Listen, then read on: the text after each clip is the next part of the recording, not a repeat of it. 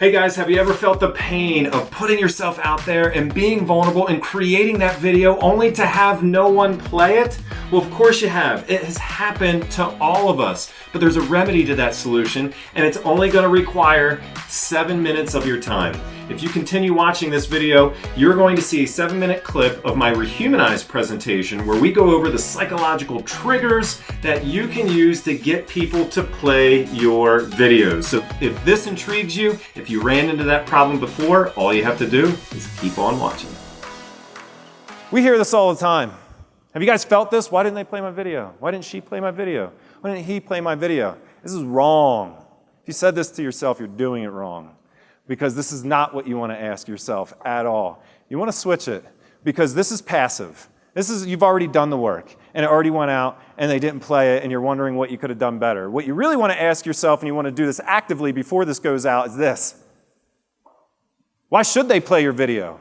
Why should they play my video? The people that say, like, BombBomb doesn't work, I look at their videos, and I wonder, well, I know why people aren't playing their videos, because they didn't offer any value. They didn't give them a reason to click. They didn't use the text to drive that video view directly above it. And it's just so great because it gives a question of future orientation. You do this ahead of time. You actively participate.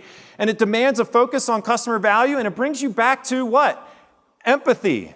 Why would this second home buyer want to play my video?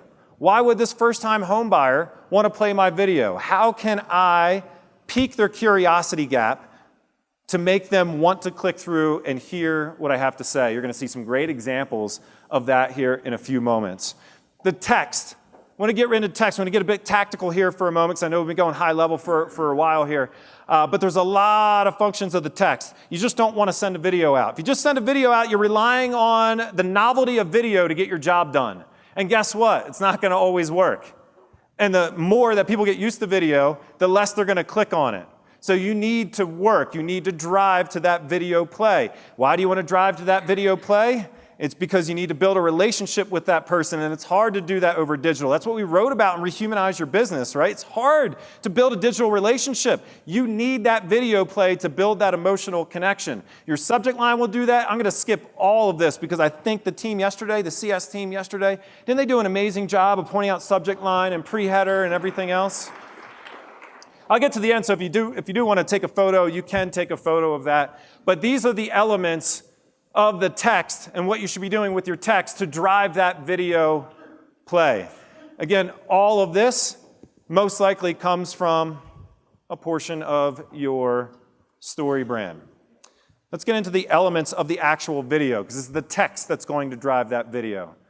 Now we'll get to the elements of the actual video here. I have a couple different animated previews, and I have a standard thumbnail for the non-BombBomb customers in the room.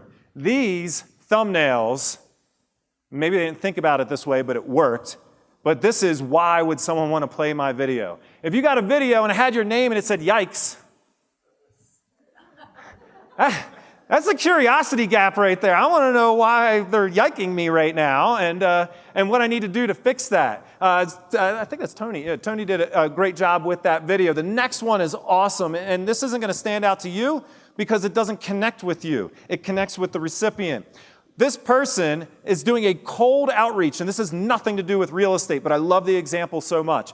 They were doing a cold outreach to an executive at a company. They looked up their LinkedIn profile, and they found out that this person loves coffees from all over the world. And then they took a coffee cup, and they took the company logo, and he drew the coffee cup. Omar drew the coffee cup into the company, or drew the company logo into the coffee cup. Wrote it on the whiteboard and sent that out. He got a response back immediately that said, you got my attention, that worked, let's book a meeting next week. That's a reason to play my video. Think about it. How can you really connect with someone? What's important to them? Convey. You have 3 seconds. 3 seconds is a long time to convey something. You can do unique things. Or you can allow people to take their story into your story and see how your stories intertwine, right? Because characters meet other characters in the story. And that's what we have here in the last example, because Toby Hester records his videos in his office. And what do you know about Toby? He likes golf. He graduated, I think this is South Carolina back there. You could see the corner of a guitar on the side. A story is being told about Toby without anybody even clicking that video. But yes, he's got the super cool whiteboard with Amir on the top and the company name there too, which really helps. But do you feel you have a more complete story about Toby Hester? If you read Toby Hester's name on an email and it was just his name, would you get anywhere near that type of detail and data? No. And that's what video does, that's what pictures do, and that's how we can connect emotionally with a simple thumbnail. So thumbnails are important. There we have Ruby Greenberg. You're going to see her as well. She's awesome. She's got a wonderful smile. I met Ruby in real life finally, and that same smile came across as the same smile you see in the video. Your smile is also one of your most important assets. People judge you on two things. They judge you when they first meet you on warmth and competency. And guess which one trumps the other? Warmth. Because people need to know warmth is synonymous with trust. And people need to know that you're going to use your competency for their benefit. Because you can be competent at something, really competent at something, but if someone doesn't trust you, right, then you're not using it, then they might not use it for your benefit. And what Ruby conveys here is an incredible amount of warmth with her smile. We see smiles, we see faces and inanimate objects all over the place. That's how important human faces are. That's how important your face should be in your marketing. You know, a couple years ago, it was like a fad to rip realtors for putting their face on everything. You guys remember that? Like if you go to conferences and events, we're like, why do you get your face on everything? And because I go to tons of conferences, obviously.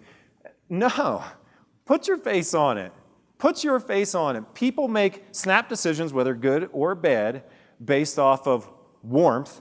And if you have a big smile and those lines that people try to get rid of next to their eyes, don't, because that conveys warmth. When you make a genuine smile and you see the crow's feet on the corner of your eyes, you are telling someone a short story, and that story is going to be good.